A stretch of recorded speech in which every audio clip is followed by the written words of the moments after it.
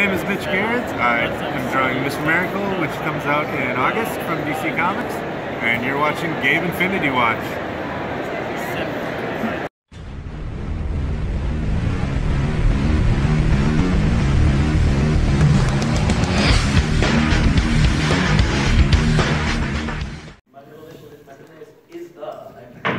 One there, I see. And to his left, Mitch Gerads, how are you? It's Gerads, right? It's not Gerads. I never thought I had a hard to pronounce last name until I got it. well, you're on stage with a guy whose last name is half Cantonese, half Spanish, so it can't be that hard. Yeah. Did I screw it up? Tell me, Mitch, please. No, actually, I think you got it right. Gerads? No, it's Gerads. Right. It's the hard G. Yeah. Oh, all right. I heard hard G. I was trying to... Hard G, Yeah, like a I gangster. went the other direction on how do you pronounce Jeff. That was amazing. Something is happening. The fountain of youth. Water bottles don't usually do that. There we go.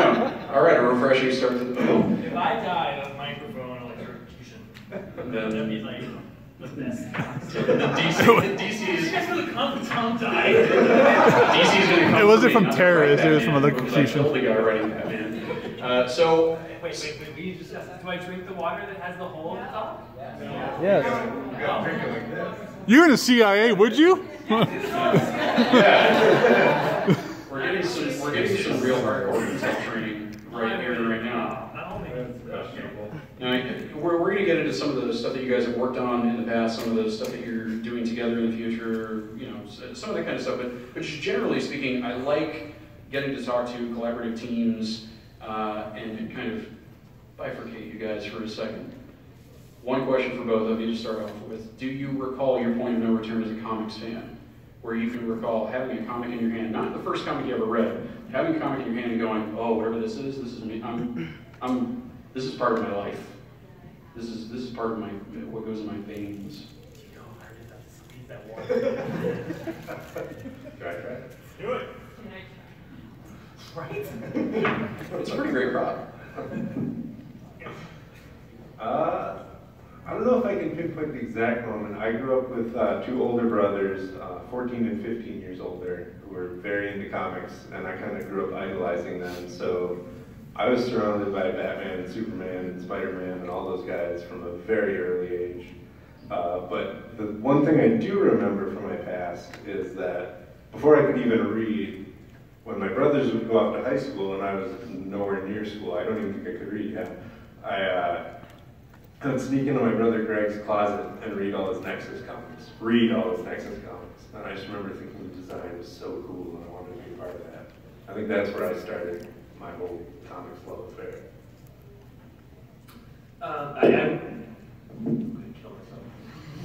I started with, I remember exactly the comic. It's Avengers 300, and it's a shitty comic.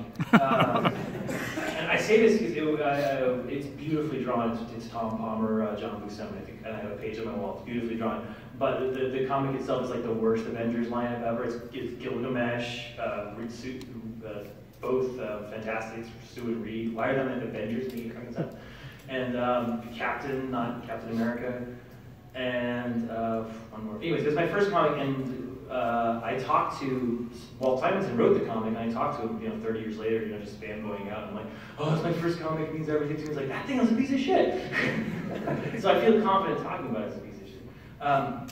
But what really, I loved it to death. I read it 1,000 times over, and in the back it had which they don't do anymore, like when they need to fill up pages, it had a listing of every single person that had been in the Avengers. It was like an anniversary issue, and their first appearance on the Avengers, and just like the Buscema headshot of them. And to me, it was like a mystery or something. Like who were all these characters? Like who was this headshot of the swordsman? And who was? Why was Hank Pym in it 5 times under 6 different costumes? And why are the original Avengers not like, why isn't Captain America on the original Avengers? Isn't that something that happened? And so it was like, I just wanted to dig and dig and dig. I still have the comic, it's up in my office, and I'd probably, if my house was on fire, grab that first and then come back for my kids. I might get the dog in between. But yeah, so Avengers 300. No two fans fan the same way. You know, people follow writers, they follow artists, they follow characters, brands. People identify as I'm a Marvel kid, I'm a DC kid, whatever. What were some of the things that you followed? Was it particular writers, artists, characters, family lines of books? What were the things that you started actively seeking out and collecting and consuming once you could? When I was a kid, it was definitely just characters. You just go to the gas station, or if I was lucky, the local comic book shop. Because there would be, in our little town, there's about 12 different local comic shops that were never there at the exact same time. One would close down, and then a few months later, another one would open up. So if I got to go there, it was all characters, but now it's mostly artists, except for I do actually like this guy's writing as well. But the good thing is he only works with really good artists, like me. But otherwise, yeah, I have my long list of artists that I love, and I don't care what character, I don't care what company, whatever they work for, I'm in on it. Who? Name some names. In front of the committee, sir. You're under oath. Greg Smallwood is like my new favorite jam. Moon Knight is just jaw-dropping every issue. I hate to say it because we're good friends and I hate giving him props, but Evan Shaner just finished Future Book. Bastard. Just the worst. So insanely talented, it's infuriating. Again, another Tom King artist, that Green Lantern special. I don't know, there's I had to fight to get him on that issue. Can you believe that shit? I was the one who set you guys up. Yeah, you were. That's right. I remember. Yeah. You're like, who's this guy? How they love him. Tell us about your obsessions, Tom. Who you follow? What did you follow? You know, what were your hooks? I was like a very committed nerd in that like I wanted to make sure that I was the most antisocial of the nerds. So like when I was a kid, I'm an 80s, 90s kid, so I was like, oh, I'm into comics, and like that's really nerdy to be into comics. And then you get into comics, and like the cool comic kids were into X-Men back then, like Chris Claremont X-Men. And so I was like, oh, I can't be cool enough to get into the X-Men comics. So I was like, I'm an Avengers comics. I was like a nerd within a nerd. So I was like Avengers, but that was my jam when I was a kid. And then I would kind of just like see an image or see a thing, I'd be like, oh, now I'm into Spider-Man, now I'm into Defenders, and I would just, back then, I know I'm so fucking old, but like, when you're collecting comics in 1990, and comics basically started in 1963, you can find all the comics, you know, like now you have 60 years, then you had 30. So, and I didn't get, I totally bought into the shared universe thing. Like, it made total sense to me that every single story counted and every single story mattered, and that if something happened in Avengers 6, then it should affect something in Avengers 306, even if it was 15 writers later. Like, I was like, it was, to me, there was a world, and all these people were just sort of pointing their camera into it and showing us what was in the world. So, and then later on, as I got older, I realized they were written by people, I follow people like Miller and Moore, and those types. And then like my whole generation goes, this is very common in my generation. It's like, we come in on that shit, and then the Image comes, and we're really, really, really, really excited, and then it's about 1996, 97, and we get to high school, and we discover Boys or Girls, and we're kind of like, oh, we can't spend money on that shit anymore. And so then we drop out, and then we come back to comics when Bendis and Miller and that sort of generation brings us back in the early aughts. And so I follow that typical pattern that a lot of people have. Yeah, that's about the exact pattern I follow as well. Yeah. Have either of you found yourselves doing the completionist thing, where you've got a shelf and a box, and you've got a full run of a particular, I don't know, Jack Kirby thing, or a particular Avengers run, or a particular writer or artist run on something that you just wanted to go and go through the bins at a show like this, and have each of the individual issues or the fancy oversized hardcovers of something in particular? I used to be that way. When I was a kid, I very much had to beg and board every book and turn them with the lightest of touch, and if my mom grabbed them, I would scream at her. You're not wearing the gloves, mother. Exactly. Wear the gloves. And then it was, I had my little checklist I wrote out, like, oh, I had this issue and this issue. And then now as I've gotten older, I'm the guy who gets the new comic and folds it up and puts it in his back pocket and takes it. Comics are for reading, son. Yep, exactly. But as far as things, I will hunt down and find anything John Paul Leon has touched. He's my #1 favorite artist in comics. The only complete run I lost my collection, Mother's Basement Floods kind of thing. But before that, I was really into Legion of Superheroes, and I had it, I probably like 300 to 400 issues and all the things and stuff like that. Wow, pretty far. What's funny to say, it reminds me of like when I was a kid, I bought Alpha Flight #1 for $6. It was more money than I ever spent in my life on anything. And I hung it up on my wall. So I'm like, I can't read this because it's going to pay for my college. I know one issue is going to be big in 20 years. It's Alpha Flight #1. And 20 years from now, we're in 6 Alpha Flight movies. Yeah, exactly right. Like, it's huge. I mean, people love Canadian superhero teams. That's like infinitely enjoyable. And I remember staring at it every day, like being so tempted. It was like Adam and the Apple. I was like, oh, I bet it's the best comic ever if I could just read it. No, Tom, it pays for college. You gotta keep it up there. So I was a dumb nerd too. I remember I even tried my hand at the speculative market for a second. When I was a freshman in college, Ultimates #1 had just came out, and like that comic blew my mind at the time, so much so, and I knew it was popular that like I remember I went on eBay and bought like 100 copies of Ultimates #1. And I was like, oh, this is going to be amazing. I can turn these on eBay, pay for all these cool things in college. I still have 100 copies of the Ultimates. So if any of you need one. So you'll be signing them at your place? Yeah, exactly. That's horrible. When I was in Iraq, the big thing, people will be like, dude, the money is so cheap now because there's not a fucking government. So you can, I was like 2004. So you can just buy the money now, and as soon as Iraq gets all nice and perfect, this will be worth so much money. So I could call my wife, and I was like, we had like no money in the world. I was like, dude, they say if I invest $1,000, it'll be $100,000 as soon as Iraq gets under control. So like I bought it, $1,000 in Iraqi money is like 6 bags full of money. It would take up a good grocery bag.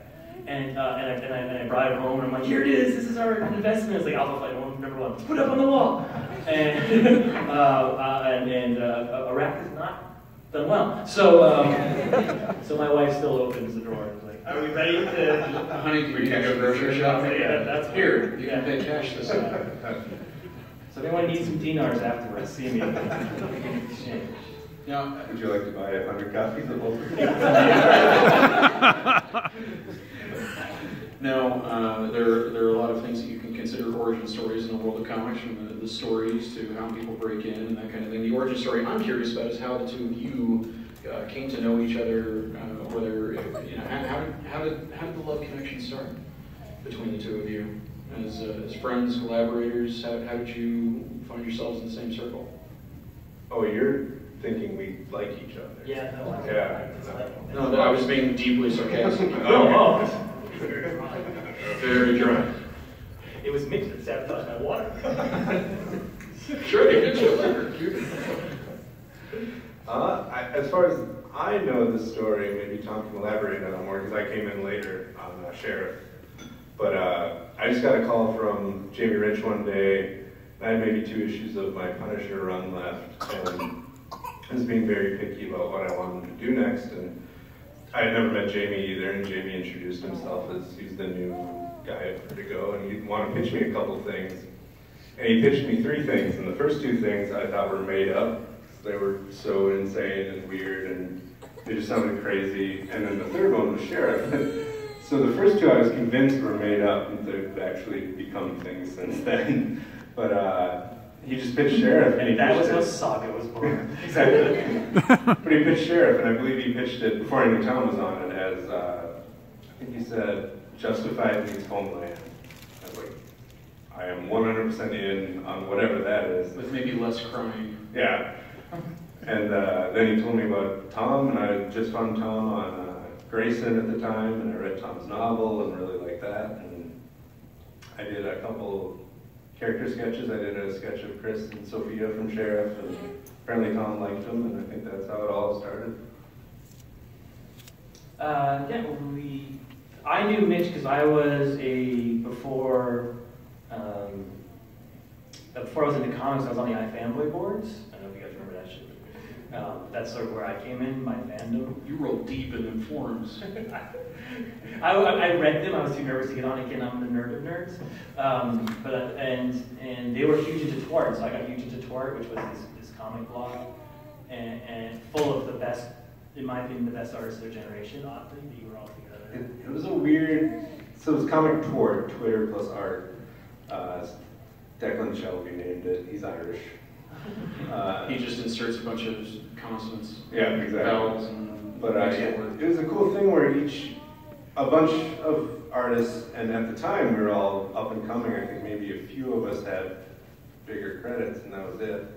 But they on Twitter we were just talking like, oh, one guy drew a Thor one day, and everyone was like, well, I'm going to draw a Thor, and then we all drew a Thor, and we're like, oh, we should put this on a blog, and then so this little group of us, but like. Since then, like everyone but maybe one or two people on that entire blog have become Marvel DC image artists. And I got my cover artist for my novel, which is Tom Fowler, the first comic artist who taught me literally how to write comic books. And then I worked with Ron Salas, who was on there on a project that never got published when no one publishing me I wrote. And so I knew Mitch from that. He had drawn, I specifically remember he had drawn the Captain America Tying Shoes. Oh, yep. Which is like this amazing, if you haven't seen it, it's just this beautiful piece. It's like 4th of July thing or something. Yeah. Yeah, it was Memorial Day. Yeah. It's beautiful. So anyways, we had gone through, Jamie Rich, our editor, who was the editor on Powers, if you guys read that, and back in the day. And he was sort of going through artists, and it was, none of them, I mean, we tried to get Ibrahim Mustafa, we tried to get J.P. Leone, who I just did a short story with, and... That would have been cool. Yeah, it is. Why did Mitch, man? I could have been somebody. I mean, you settled, but whatever. And then he was throwing names at me, and as soon as he said Mitch, I couldn't believe that Mitch was free, because Mitch was partners with Nathan Edmondson, who I knew a little bit, and he's like the cool guy in comics. He has a very strong personality. Do you ever close So I this is assumed a you cool were like, rock and roll yeah. as tattoo? He's very pro. Nathan and I, He's pro. we could not be more opposite. Yeah, I did not know that you were like this, like chill dude from Minnesota, because he's like, you know, I read 7 screenplays, whatever, dude. And, so I thought you were like that, and that you would never, you guys would sort of be bros forever. But then you were available, and I said yes immediately. It was as easy as that, based on a Captain American. Another thing Jamie told me I thought that was cool is I was the first person who drew an Iraqi teacup instead of an English Yes, teacup. that's true. That's very true. Yes, I forgot about that. Yeah, I had, I guess, a few artists try it out, and the scene had a teacup in it. And Iraqi teacups don't have what do you call those things on the book? The Alfier. Yeah, you grab them with your fingers and it kind of burns your fingers a little bit. And he's the only one who drew it the right way, so that was easy. With this collaborative relationship, all of the writer-artist pairings are all different in some way or another. What is it about working together that really makes the stuff that you've worked on so far and the stuff that you're going to, that you are working on that we will see later in the year? What is it about this collaboration that works? What's the lingua franca between the two of you like? I don't want to know what the magic is to say that out loud. You want me to go first? Yeah. Mitch, I honestly didn't used to think this, but I swear to fucking God I think this now, that Mitch is the best artist in comics. Don't tell him this. I didn't realize how fucking good you were. I thought you were great, but when I read Batman 23... No, I agree. No, but like, I look at your Swamp Thing, and I'm like, what the fuck? How did I should put Swamp Thing in Sheriff. I didn't want to waste any goddamn time with all this, like, soldiers and shit.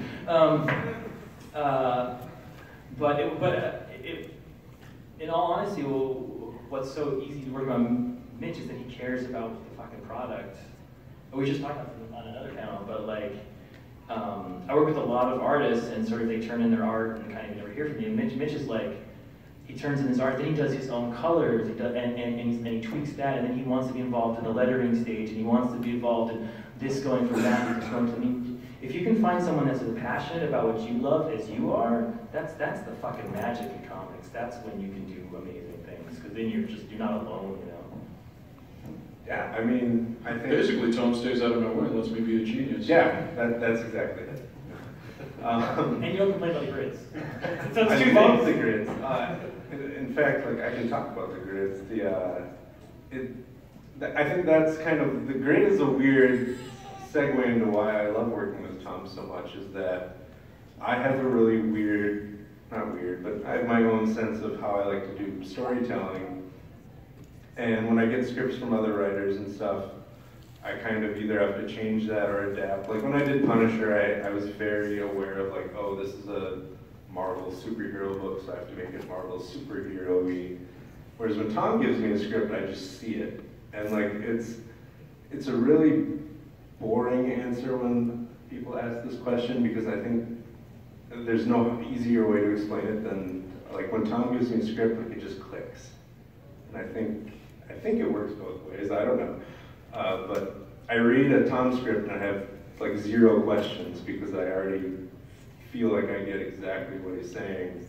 And then that gives me the leeway to build upon that. And so like the 9-panel grid, which is something he loves and I love as well, but I love it because, yes, you can call it rigid, like you always have to do 9 panels, but like figuring out how to do storytelling within that very rigid system is wonderfully freeing in a way, and I really enjoy that. And Mr. Miracle is all 9-panel grids for 12 issues, and it's been so much fun.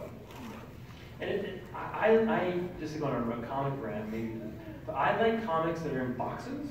I love Comics that feel like they have panels. Yeah, I feel like the magic of comics to me is you're controlling time. I just did that button issue where I had like an actual clock. Like it's how you manipulate your reader's perception of time passing.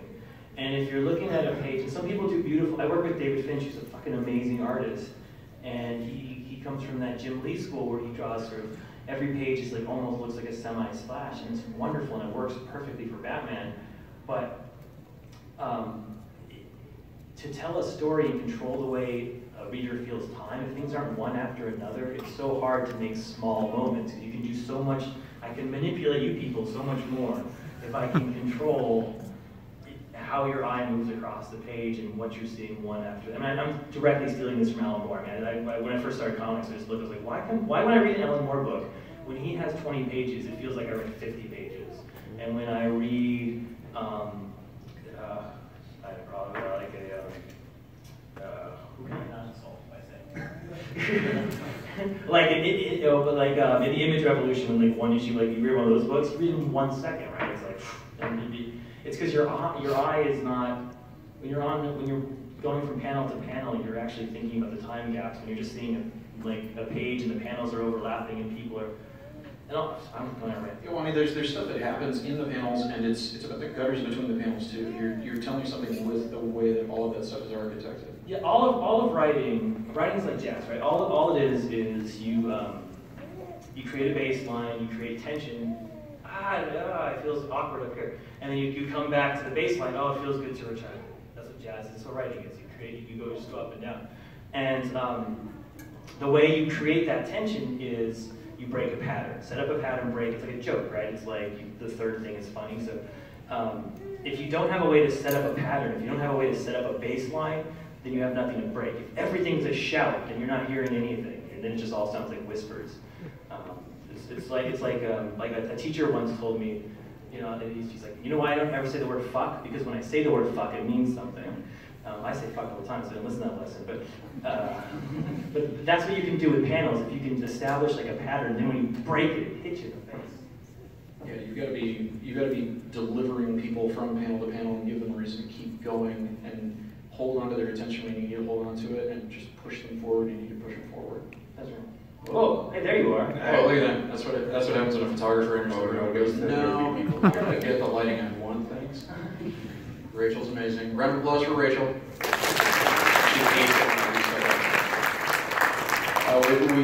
We touched on Swamp Thing a minute ago, and I feel like I'd be remiss if I didn't mention that this had a recent passing of a friend of comics, friend of this convention, many conventions, Bernie Wrights.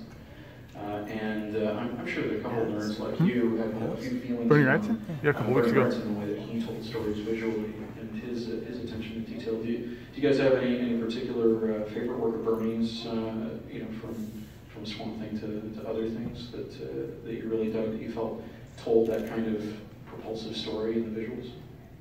For me, like, the only real thing I remember of Bernie is, like, specifically, I've seen his art in all sorts of different places, but it was Swamp Thing.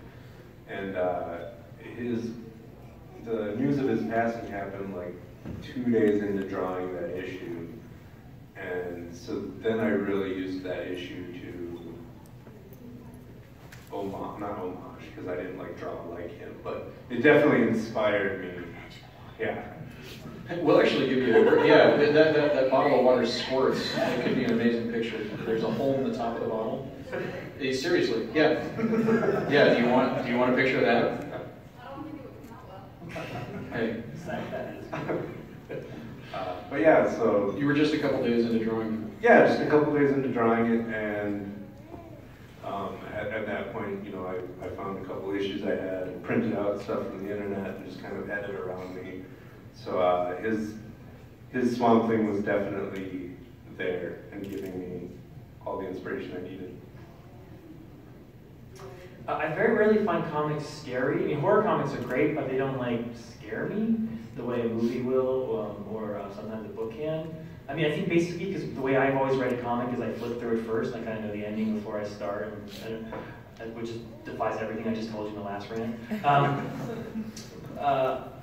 But when I look back on the one comic when I was a kid that disturbed me, that I was like, what? That really, it was Batman the Cult. Yeah. Which is a Jim Starlin, Bernie, and that was a comic that I just couldn't. I mean, by that point, even when I was a kid, I read Watchmen, I read Dark Knight Returns, I'd done the big dark things, and I got to that one, and that was like a darkness and superheroes that I'd never seen before. Because Batman actually loses in that; he joins the cult and he helps with it. And spoilers for the 30-year-old comic. Yeah, spoilers for so when I think of Bernie, I think of the one comic that ever truly gave me the shivers when I was a kid was that one. Round of applause for Bernie Wrightson. If you are not already remember Swamp Thing, Frankenstein Alive, lots of really amazing work that he's done. You also mentioned a little book, two of you were working on, called Mr. Miracle. Ooh. Available now for pre-order. Put it on your pull list. Now, I'm a fan of Mr. Miracle. You guys, obviously fans of Mr. Miracle. How many avowed, real fans of Mr. Miracle in the room? Okay. It does not surprise me that every hand in the room is not going up.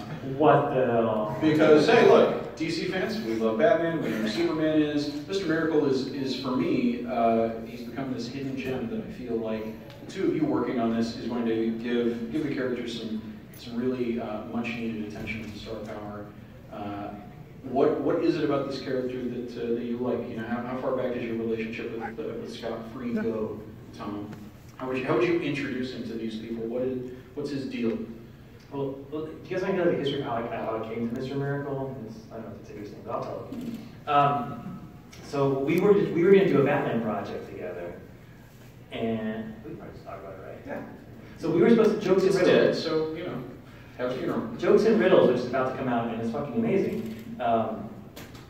We were going to do it as a separate sort of mini, the two of us. Because we were taking a break from Sheriff, and it just sounded like a fun thing to do, and it was all approved. And then the Jokes and Riddles concept got so popular, they wanted to put it in the main series, which meant Mikkel would draw it, not Mitch, because Mikkel and Finch are taking breaks. So suddenly Mitch was free, and when a fantastic artist is free, you have to get to the script as fast as possible, or some assholes steal them. So I met with Dan at BaltimoreCon, and Dan seems kind of older than me, so I was like, oh, we'll just go out and drink. And he fucking drank me under the table. I was so gone. And he did not seem gone, but I was so gone I couldn't tell how gone he was. And he's my boss, so I'm like, okay, don't puke on your boss. And after he told his stepping story about animation in the 80s, I was, you know what, Dan? I didn't really like your Tomorrow People series anyway, so you're not so crazy. Yeah, don't puke goddamn video call. So I'm sitting there and he's and I was like, what do you want to talk about? So I was like, well, you know, I mentioned I lost this series. He's like, yeah, it's gonna be great. It's gonna be the biggest thing ever. I was like, yeah, it's the biggest thing ever, but I'm still not writing it. But I had come off doing Omega Men, Vision, and Sheriff, this sort of trilogy. And the thing about Omega Men and Vision was those characters were given to me, and I didn't have any. I mean, I pretended when they told me about them that I loved them, but I didn't love them. I was like, Omega Men, yeah, they're the best team ever. I was like, what the fuck's Omega Men? Yeah, Vision, man, he's such a compelling character. I was like, and then you write one of the most seminal miniseries of the decade. But yeah, the point is like it was a place to start, and you found what was in it that related to something cool. And because they were shitty characters, not shitty characters. No, the Omega Men are fucking great characters. They were not people fighting each other over, oh, I'm gonna do this one. They were not Batman. I was left alone. Nobody cared if I killed off half the Omega Men or gave Vision children and then decided to maybe kill the children. And so I literally asked Dan, again, half conscious, I was like, well, would you have something where you'll leave me alone? I probably should have phrased it better than that. and he was like, he threw out a bunch of things. I don't remember them because I was really drunk. And eventually he's like, oh, Mr. Miracle. And I was like, it was in Atomic Knights. He threw out Atomic Knights, Mr. Miracle. I was like, all right, Mr. Miracle. And it was as stupid as that. I was like, give me a character, give me space, give me a runway where I can do something super artsy and super cool. And I mean, I always think, I mean, this is cliche, but like, when Alan Moore got the Charlton's characters, he wasn't like, man, I've always loved the Charlton's characters. He's like, what can I do with the Charlton's characters to make them transcendent? And so that's what I wanted to do, and that's how we started with Mr. Miracle. And it seemed like such an easy grab, because then I got the fourth world, and when you have the fourth world, you have infinite possibility. So, what's the deal with Mr. Miracle? tell people who need to know who Mr. Miracle is, so that they go and put it on their subscription list. What's his deal? So did you guys read the Vision? Did anyone read the Vision? Yeah. So I used to get the same question about Vision before it came out. Because when you saw the thing, you saw the little robot family, you're like, this looks like Small Wonder from the 80s. And you kind of thought it was probably going to be pretty stupid. But like, in the first Vision issue, you know, his wife kills somebody and then hides it from him. And then the whole plot of the Vision is like the easiest, it was Breaking Bad Vision. He turns into a villain. But I couldn't say that beforehand because that's part of it, right? So I was always pitching like, oh yeah, it's all about family and shit. But I was like, no, it's about evil. The same thing is happening right now with Mr. Miracle. The first 2 pages of Mr. Miracle are a huge spoiler and change the entire continuity of the character in the DC universe, but I can't tell you what they are. Who is he to now? You know, what are the basics of who Mr. Miracle is? This is a good point. Mr. Miracle his name's Scott Free, created by Jack Kirby in the late 60s, and he's the world's greatest escape artist. And he has this fascinating background story, which is when he was a child, he was the son of Highfather, who's kind of like God, or Gandalf, or and somewhere between God and Gandalf is Highfather, and the dark side, which is all evil. So his father was all good, and dark side was all evil. And as part of a peace treaty, they exchanged. Who was the literal son of God, who was supposed to take over and be the head of New Genesis, was given by his father. I mean, imagine Darkseid's the most evil person who ever existed. I mean, this isn't just like giving your kid to like the worst pedophile in the world. It's like the guy who collects pedophiles. You know? It's like, here you go, Space Hitler. Take my kid. Yeah, here, Space Hitler, here. And then in exchange, Darkseid gave his son to the other guy, and so Darkseid's son was raised in New Genesis and took Mr. Miracle's place as the heir to the Empire and as the guy who would eventually kill Darkseid and he became the Luke Skywalker story. And literally, you know, Lucas stole that story and made Luke Skywalker. But on the other side of that, there was this child who was raised in hell by a dominatrix named Granny Goodness, who tortured him every day of his life. And as part of his training, he learned to escape this torture. and eventually he met another person who was a woman raised in Darkseid's world to be an evil Big Barda, and the two of them fell in love in the pits of despair. Literally, I think it's called the pit. And they escaped, because that's what he does. He was a super escape artist. And they came to Earth. They met like a Houdini-esque character, and he's like, "Oh, I'm a super escape artist. You're Houdini." And then he, of course, dies because of Decker. And then he takes on the mantle of that Houdini, and he becomes a public performer. So you have like Jesus raised by the devil, then becoming a big Broadway star. Weird and crazy, and so Jack Kirby. Yep. His name is Scott Free. You know? So, you say the first 2 pages of this thing are a spoiler, but there's been a little bit of preview stuff out there. I don't like making the headlines of comics news sites because I trick people into saying things they shouldn't. I like doing it. So I'll try to ask in a way that doesn't make you betray where you're taking the story, what we're doing there. We've seen that Barda is in at least a glimpse of the book that we've seen so far. Is this a Mr. Miracle book? Is this a Mr. Miracle and Big Barda book? It's a Mr. Miracle and Big Barda book. It involves the entire. First, I should say it's 12 issues. It's in continuity, so it affects the DC universe. The DC universe affects it, and just like Vision came out and Div was now part of the Marvel universe. That's what we're aiming for. It's not sort of something that's happening on the side. It's like this is something happens in that real world I was talking about before.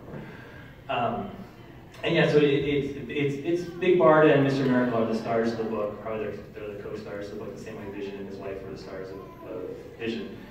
And I don't know why the male lead always gets the fucking title. Sorry, that's the history of sexism in comics. But then Orion is in it. Darkseid's in it. Funky Flashman's in it. Light Rays in it. Granny Goodness. The You Forager.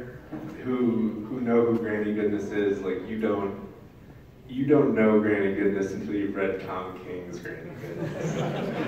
Messed up. I'm looking forward to that definitive, whatever it is that you're doing with Granny Goodness. Yeah, but the whole story is about. This is Scott Snyder who's going to come out. When I said this before, so it's not a revelation or anything. But when I was first starting on Batman, I was like super under weird high pressure, and because I'd gone from Mega Man to Batman, and there was just a lot of shit going on. And I had one of those like first scenes in The Sopranos moments where you kind of like think you're gonna die but don't, kind of. Like I was with my kids and like the world was going black, and I woke up, I was in the hospital. And that was like, April 2016. And since then, the world has been a little crazy. I don't know if you guys have noticed that. Like really crazy, kind of. Like things that I never have thought would ever happen in my lifetime are happening every single fucking day. Like you wake up in the morning and it's really Franz Kafka, like, wait a minute, what? The Cubs won the World Series. The Cubs won the World Series. That's what we're talking about. Yeah. Just sports. That Patriot comeback? That's fucking possible. Mitch Gerads doing Batman. It doesn't even make sense. But that's part of it. Look. I was a little fucking 7-year-old kid, and I was like, I want to write comic books, and they were like, that's fucking impossible. There's 2 people who write comic books, and they're already writing them. And then like I'm on Batman now, and it's a success, and people buy it, and like it's the #1 selling comic. It doesn't feel fucking real. I gotta tell you guys. And so the whole world feels a little like it shouldn't exist the way it's existing, and so the same way we're trying to do, the way I put it was we're not trying to do something as, it'd be stupid to do something to say we could do something as good as Watchmen or as good as DKR, but those big series, but it'd be stupid not to try. Sure, we're shoot big, and the worst you can say is it didn't sell as well as you think. That's right, yeah, so we're doing something as ambitious. We're trying to comment on our times the same way those big books commented on their times. Not to say like Trump sucks or these Mitch, I'm gonna rewrite for you. Yeah, and all that shit, we're not doing that political shit, but we're talking about just the fucking crazy paranoia that somehow infected all of us, where we wake up and we're like, what the fuck? So this is my what the fuck comment, is what I'm trying to say. Good.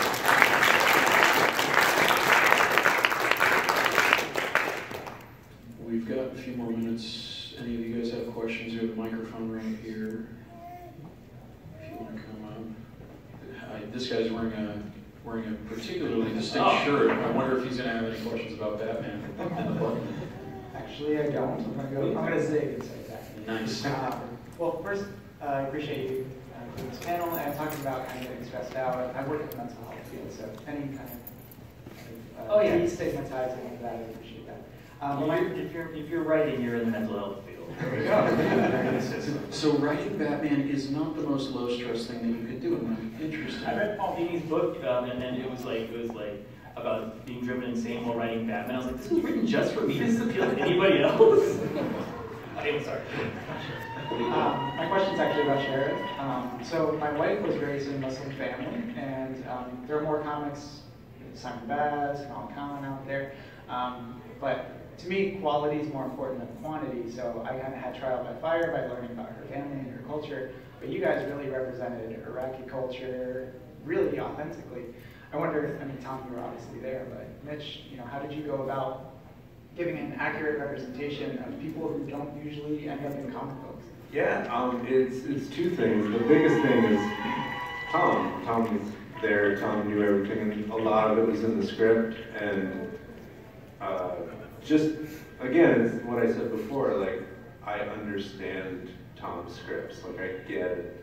And then the other half is that I obsess about research, especially that book. I research every page far more long than it took me to draw them. But it was just very echoey. It was just very important to me to respect everything about that story because ostensibly it could be a true story. Like, these are real, they're not real people, but there are real people that these people represent, a culture and a place. So it was very important to me to respect the Americans, the Iraqis, the religion, the architecture, the place, everything. So it was just deep down the rabbit hole. When you drew Nasser, I was like, that's in my head. You drew the image that was in my head onto a piece of paper. It was like some weird Iraqi Clint Eastwood. Thank you. Thank you. Hello. Anyway, I'm sorry. Thank you for being here. We very much appreciate you. We all love you guys. Thank you for having me here. Yeah. So I was wondering. So I read. I'm pretty much almost up to date, or pretty up to date. You have any comments about the fact that there's spoilers alert, 2 Nightwings right now or something going on? That's a Tim story. Yeah, I can't. No, I have no comments. That's the worst answer ever. Ask me about some Batman thing. I can't spoil Tim's story. That's Tim Seeley's story. Yeah. Get him in trouble with his NDA, not Tim's. The more dick butts that are in the world, the better off we are. That's a good comment. All right, that's going to be a headline about Tom King endorses dick butts. Orlando More dick butts, says Tom King. Or more importantly, Tom King, pro dick the butt. question is, how much damage do you think Bruce Wayne would do if he had the Speed Force? How much damage would Bruce do to his Yeah. That's a good question. I have in the latest Batman 24, it starts out with Gotham Girl asking Bruce, she's like, oh, why don't you fly? You could fly if you wanted to fly. There's just some magic or science fiction. I was very curious about that. Why doesn't Bruce get the Speed Force? He could be a much more person of vengeance. Yeah, why isn't he arming up for bear, loading for bear? Yeah, dude, you don't think he could get you don't think he has more will than fucking Hal? Dude, he could get a Green Lantern ring. Yeah, it took Blackest Night to be like, oh, hey, yeah, he could have one of those rings and do some crazy stuff with it. I don't think he'll take that. What he would do with the Speed Force, I think it's a stupid answer, but I think he would just put it away. I don't think he'd use it if he had access to it. To me, the gun thing, the Speed Force would just be another projection of the gun thing. It would just be like, this is a weapon, and to Batman, he doesn't need weapons, he just needs himself in his world. So I think he'd just be like, no thank you, I need to. Sorry, that's kind of boring. No, I mean, it's a good answer. It's something that abstracts him from what he considers his grounded nature and his ability to judge things impartially and objectively to the point that he can be, a fair arbiter of justice and everything. You know who needs the Speed Force? Alfred. That place has got to take forever to clean. I know some artists that could use before. Yeah. Screw Alfred, I need that. After the time travel, he can save his parents. Oh, yeah, but I don't think Batman would. If he could, would Batman save his parents? Because if he saved his parents, he would not be Batman, and then all those people that Batman saved would die. I feel like Batman would say to himself, "It's a horrible pain, and it's terrible that I have to live with it, but it's my pain, not yours." You know, like I'm not going to go back and save my parents and deny the world the force of Batman. I'd rather have that pain than have you. You know, does that make sense in sort of a way? I can imagine Tom King writing an issue of Batman where Batman pulls out a chalkboard and is like, all right, here are the hyper time implications of if I were to do that. Let me just lay this out for you. Thank you. Thank you. Hi. What's going on? It's like his birthday. It is my birthday. Birthday. Happy birthday. Yeah. So obviously I've told you guys like a million times today only that I'm a huge New Gods fan and I'm a huge fan of the Fourth World. So who's the weirdest member of the New Gods family that's in Mr. Miracle? Is there something that doesn't spoil something that you feel like you got away with something? Funky Flashman is a little weird. Right. Do you know Funky Flashman? Yeah. He's hard to because he's a. You guys know what Funky Flashman is? That's a deep cut. We need to know. Tell us, Tom. I don't know if you know this, but Jack Kirby hated Stan Lee at the end of his career. I know it's a shocker, right? And back then, if you hated a creator, you would put them in a comic book and make fun of them. So I've been trying to do that with so many people. I tried it with this guy in a comic book. But he didn't want to give me the satisfaction. So what Jack Kirby did was way in the beginning of the run, issue 5 of Mr. Miracle, he put in Stan Lee as a character called Funky Flashman, and he had this little stuck-up guy who was Roy Thomas, and they just looked like Roy Thomas and Stan Lee, and he was like the PR guy for Darkseid, basically. And like the whole thing is like, whatever Funky sells you, don't buy, because he'll betray you in the end. He's an asshole. It was just like subtext as text underlined. Yeah, it was text in boldface. And I sent you like the actual text of it was in a comic book, him just ranting on his old writing partner. And so to write that character now, dude, everyone we all worship Stan Lee, right? Like he has his sins, we all know, but he's the founder. I mean, we wouldn't be here without him. So he gets it too. Last night in his Q&A, somebody asked him what it was that keeps him going, and he, with just no space between the question mark and his answer, said, "Greed." Just he's the funniest guy. Oh yeah, savage. Yeah. Do not get ripped on by Stan Lee. He's 94, but he will destroy you. Someone was telling me a story, like they were doing a panel with him like a few years ago, and they're all just gathered around talking and gossiping over the panel, and he like walks up. So what are we selling today, kiddos? You know, like the perfect. Who's got my check, true believers? So he's a very weird character to write because he's a parody of a man from 1968, and a guy I actually respect now. So I don't want to just make fun of Stan Lee. That doesn't appeal to me at all. So to make that interesting is hard. Right. And is all of the old New God stories canon? Like all the Jack Kirby stuff in this book, all that happened? As far as it's really, you've read the New Gods, right? Right. It's the backbone of modern myth. It's a real Greek shit. Yeah, but it is like, I mean, religion is still religion, but if we didn't have religion, like what Jack Kirby wrote in those issues would be our religion, like in terms of like, he just he touched some essence of story that every single storyteller, every single movie you're watching from is borrowing from. Right. But to get it out was a stream of incredible madness, and you dip your head in it, and it's just, you can't take it. It's like someone shouting in your face, genius. But yeah, as far as I'm concerned, that's. I mean, he didn't even like his finale to that, the one he did. So that part I don't consider because he was older then and didn't. So except for because he never finished New Gods, and he went back 10 years later and finished it in more dollars. So the first 11 issues are like canon? Yeah, the first like 11 issues, yeah, before it got kind of fucked with super long. Those issues have all been high-fathered in. It's the only time I'll ever be able to tell a joke that bad. Hi, how's it going, guys? What's going on, man? Good, good. Huge fan of both of you. Mitch, I think you're one of the best artists in the industry right now. Thank you. You're hands down probably the best writer in the industry today.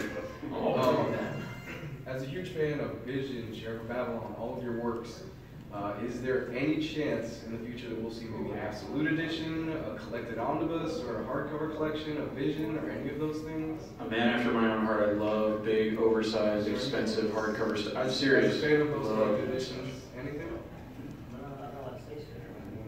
I mean, is it something that you guys would love to see happen if your publishers happen to like you and these I would love to publishers to see. sell? I would love to see a deluxe edition. Look, I'm gonna let a secret go by. These comic companies, they like to make money off you guys. Whoa, whoa, whoa, hold on. You will stop recording, please. This has to stay in this room. So they're like, oh, who knows if this will be collected? You better buy it in issues. And then the trades come out. Who knows if this will be combined? You better buy it in trades. And then the thing you actually want comes out, and you're like, so they don't want us to tell you about the thing you actually want, so you keep buying the ones in between. I'll just stop at that.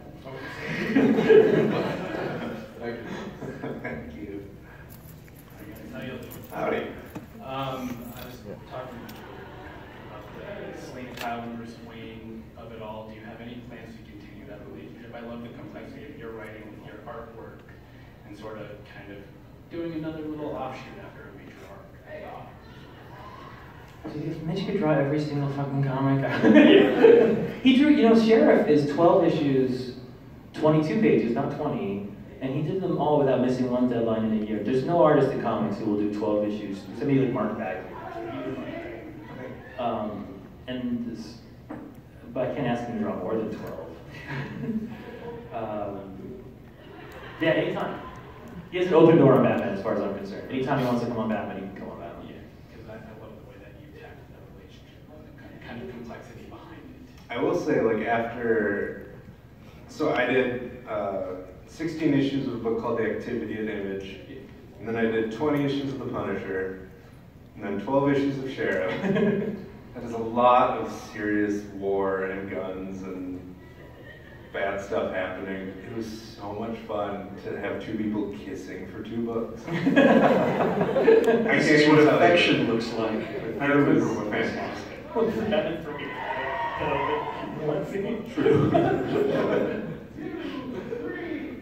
So Mitch really wants to do My Little Pony book. Exactly. That's what he said. That's perfect. That's where we're going. We'll look forward to it. All right, thank you. Thank you. Hey, how's it going? Yeah, so quick question. With the Batman room that's been going on, I've noticed that you kind of brought some obscure villains in, more specifically Kite Man. I was curious. Hell yeah. Yeah, if you don't like Kite Man, I don't want you in this room. I was just curious, was there a certain way you decided you wanted to bring Kite Man in, or was it just something you always enjoyed right now? Sorry, the folks in the other room are really excited about Kite Man. I'm glad they heard. Good, they should be excited. Yeah. And tell you the truth. You want the truth, or you want me to bitch bullshit? Yeah, tell us the truth and then bullshit. Oh, okay. Give us both. So, Batman 6 was like, my outline for that was like, Batman and Gotham Girl have a conversation and it's sad. And They stare out the windows. yeah, they stare out the windows. And a lot of Tom's book descriptions end with "and it's sad." In the rain, in a minor key. So then you're Desaturated color. Then someone tells you Ivan Reese is going to be on the book, and you're like, oh man, I don't want Ivan Reese to hate me because I just handed him that shitty script of sadness. So I looked for something for him to draw, and I was like, well, I'm gonna look back on like all the. I like went in my little like Batman encyclopedia. I was like, I want to use the mainstream ones, and I went back and worst Batman villains ever and all this. I was like, who are the ones? And I picked out 3. It was Kite Man, Commander Blimp, and Condiment King? No, it wasn't. The Condiment King doesn't count as a goddamn funny villain. Because he's serious about it. No, because he was created by Grant Morrison as a parody of funny villains. That doesn't count. Yeah. Doesn't count. He's not legit. Nobody was sincere about Condiment. Someone was sincere about Kite Man, man. When Bill Finger created Kite Man, he's like, I fucking nailed it.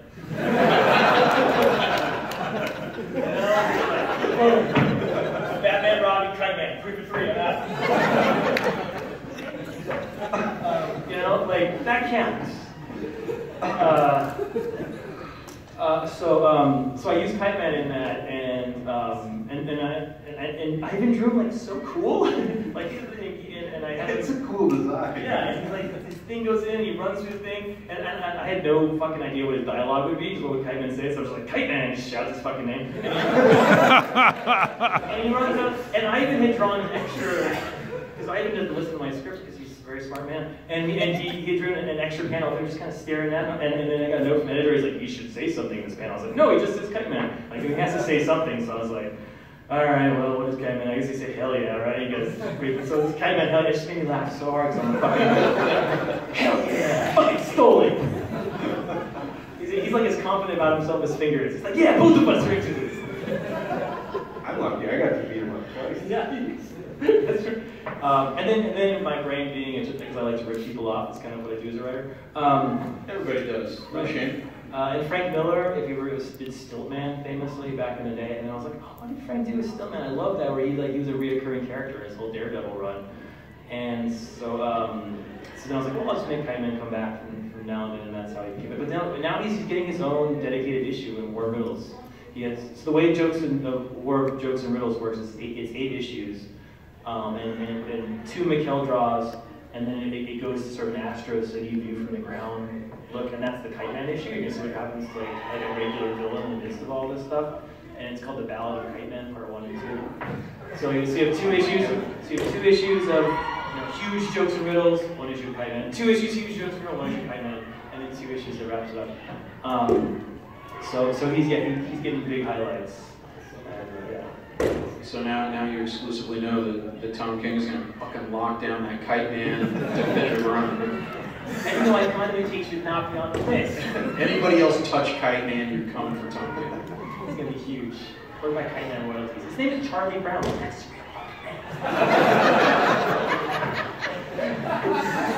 That's how confident Bill Finger was. He was like, Schultz isn't gonna fucking come for me. You know what? Fuck it. Schultz can come for me. I dare him. If I knew how strongly you felt about Condiment King, I wouldn't have put him in that double-page thing in issue 14. Oh, I got that email from you, Mitch. It pissed me off so bad.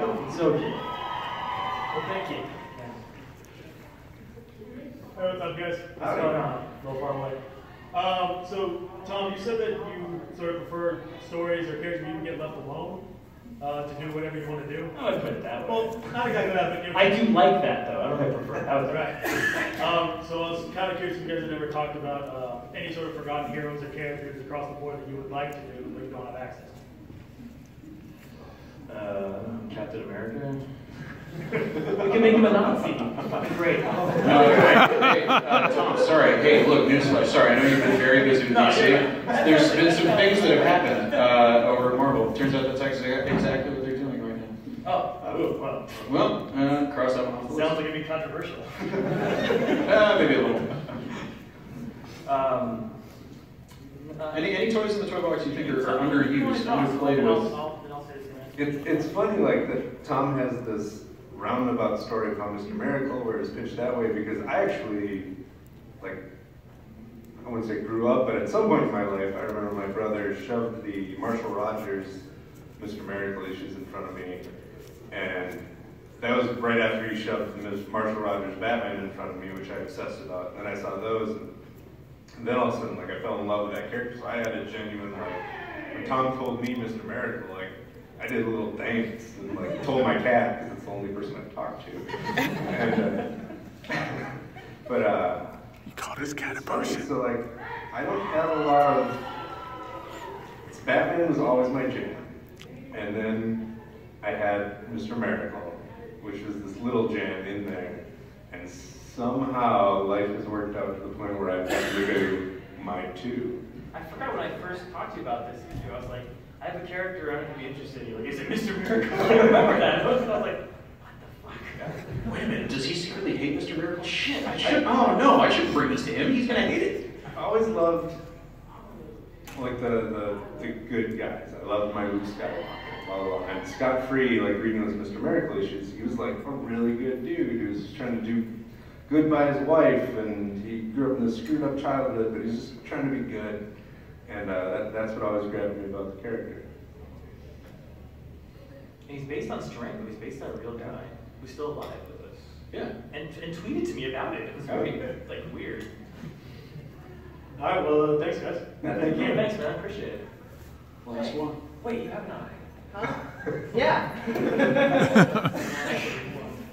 It started getting really hard to walk with an eye patch on, and it got really crowded. We know, we were watching. I just have a question. How much do you guys do on each part? Like Tom, when you write a script and you hand it off to Mitch to illustrate, how much leeway do you kind of give Mitch to just kind of like, I guess, work his magic and just kind of put his stuff in there? Like, do you do like more hard script or just really loose, or do you guys kind of collaborate on the phone and be like, oh, this would be really cool if we did this, or? Do you tailor stuff to him? Do you pretty much just do your thing and he locks into it? Yeah, I mean, you tailor every script to the artist, and you hope they don't hate you. Like, you want to get that perfect line where they're like, they're drawing what you want them to draw, but they don't hate you. That's like a sweet spot. I do full scripts. My philosophy on the script, and it's really easy with people like Mitch. The only other time I've had Mitch with Gabriel's the same way on Vision, where it's like,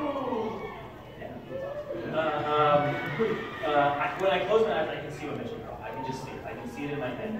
And so when I'm writing the comic, I see the comic Mitch will draw, and then I describe that comic to him. And panel by panel, this is what I think you're going to draw, this panel is what I think you're going to draw. And it's kind of, to me, it's just a letter. It's a way to communicate information of what that comic coming at you in my head will look like. And Mitch is not just an artist, he's a designer. And so then I just let it go. And I do on his books, on Mitch's book, I do less than any other writer or any other artist I work with. Where I just like, he knows better than I do. And he'll put it together better than I do. So I just like. Yeah, and I think, he gives me the leeway to, it's a full script because I just don't understand how people work on the other way to do it. I just can't wrap my head around it, so I want a full script. And yeah, if I have a little way I see something, usually I'll throw in a letter to him and Jamie, our editor, or sometimes I just don't. 100% no. No, exactly. But like, Tom, we're cutting Mr. Miracle's head off. I mean, that's the new way to go. It's a choice, Thanks, guys. Yeah. Thank you. Cool. Well, one more little bit of housekeeping. You guys are both here all the way through Sunday, yeah? Correct. And you can find them over in Artist Alley, right next to each other. You can just do 1 and a 2. And I'm signing at 4:30. I now do these fucking like scheduled signings. This is the weird life I live now, so I'm sorry about that. But it's 4:30 today. I'm signing instead of being at the table all the time. And then other panels you have this weekend. You have a DC metal thing that Dan is hosting. Right? Yeah, 2 more panels. You got a couple more. So go see these guys at their panels, see them at their signings, and enjoy your MegaCon. You guys having fun so far? Orlando treating you well? Yeah, it's Dude, great. it's awesome. My kids are coming on Sunday. Oh. It's the first time my kids are coming. It's going to be crazy. Well, let's hear it one more time. Tom King, let's hear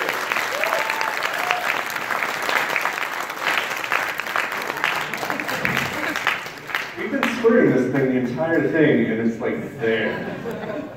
First.